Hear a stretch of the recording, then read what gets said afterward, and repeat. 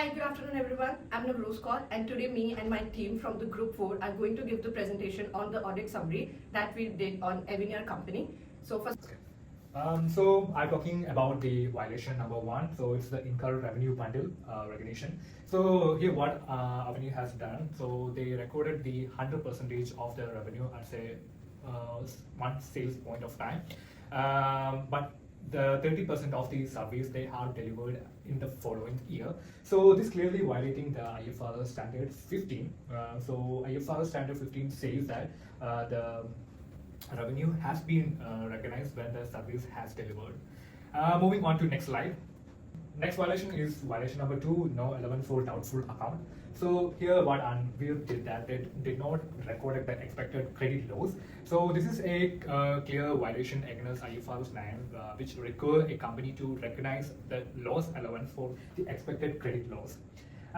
Violation number 3, factoring the treated as a sales instead of a loan. So in 2020, Avenir has factored 1 million of receivables with recourse. It means Avenir is trying to retain the risk and rewards of the receivables. So this transaction is against the IFRS 9, which says that the transaction is failing against the test of P recognition under IFRS 9. So next one is violation number 4, the incorrect capitalization of borrowing cost.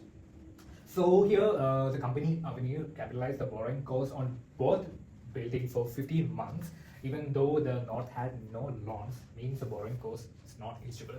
So this is a clear violation against IFRS 23.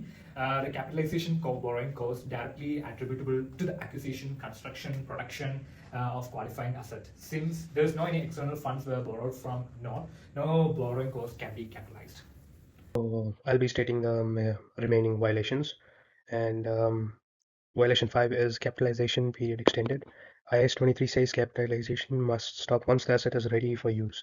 Avnir kept capitalizing interest for 3 extra months, and even though the building was finished on December 31st of 2020, this added about 150,000 to the asset value that should have been expensed. So the building is overstated, and expenses and net incomes are misstated.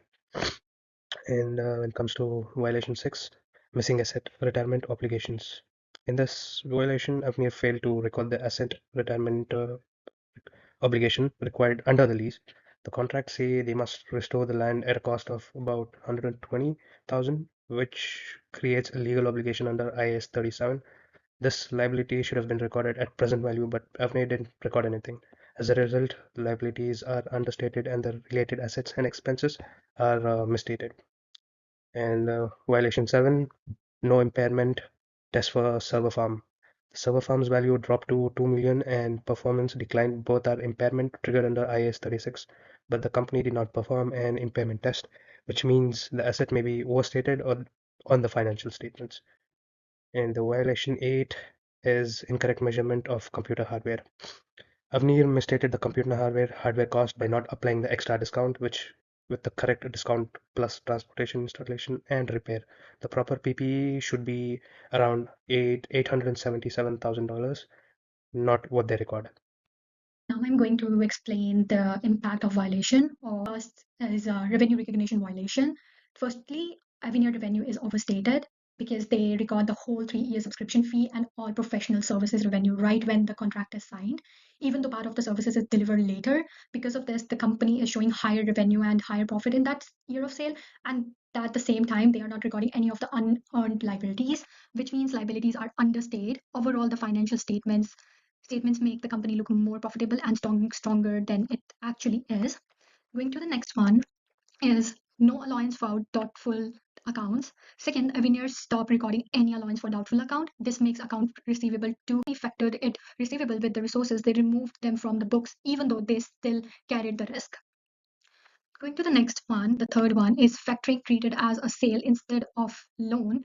The impact of this violation is that Avenir removed the receivable even though they still carried the risk because the factoring was with the source. IFRS 9 says the receivable should have stayed on the balance sheet and the cash received should have been recorded. Appears more financially healthy and more liquid than it actually is. Going to the fourth violation, incorrect capitalization of borrowing cost.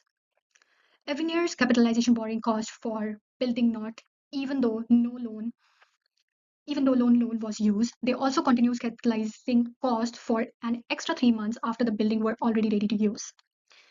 This inflate the building value on the balance sheet and reduce the depreciation expense. Because depreciation is lower, net income become overstated, so again the asset look higher and the profit look better than they should. Talking about the impact of the rest of the violations. So the fifth violation is regarding the capitalization period extended, which has violated the IAS 23. The impact of this violation is that the additional cost inappropriately capitalized to the PPE, and they should have stopped the capitalization 3 months late. And the PPE, due to this violation, the property, plant and equipment is overstated and the expenses are understated in 2021.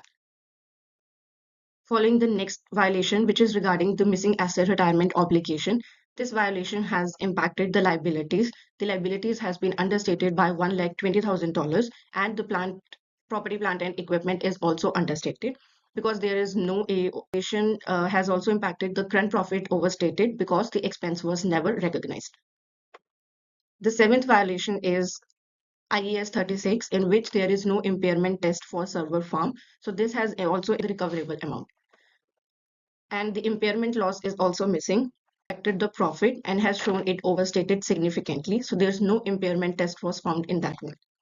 And in the last violation, which is regarding IAS 16, the company has shown the incorrect measurement of the computer software. They did not record the correct amount of asset, and due to this, the property, plant and equipment has been incorrectly measured, and the cost of equipment is also misstated. This has also impacted the depreciation expense. So after reviewing Avenue financial record, I and our group don't recommend buying the company right now because there are too many accounting and reporting problems that make the financial statement unreliable. See, there are so many major accounting problems. The first one is the company record all the revenue upfront before they deliver the services. The second is the government grant recorded as a income before they spread over the years. And the third, the issue is the investment shown at cost, not at fair value as required by the IFRS. And the last accounting problem in the Avenir financial record is that it stopped recording bad debt allowance, which makes accounting receivable look higher than they really are. On the next slide, I'm going to explain the ethical concern that management seems to ignore accounting rules. So, for example, one senior management said write-off does not exist in our industry, we show a poor understanding of accounting and weak internal controls. This increases the risk of fraud and manipulations. So, recommendations to Magnificent Investment Group should be wait before buying Avenir. The company must the Avenir has to fix all the errors and follow IFRS standards. Then they have to prepare audited and restated final statements. And the last one is to get an independent valuation of assets and liability. Thank you.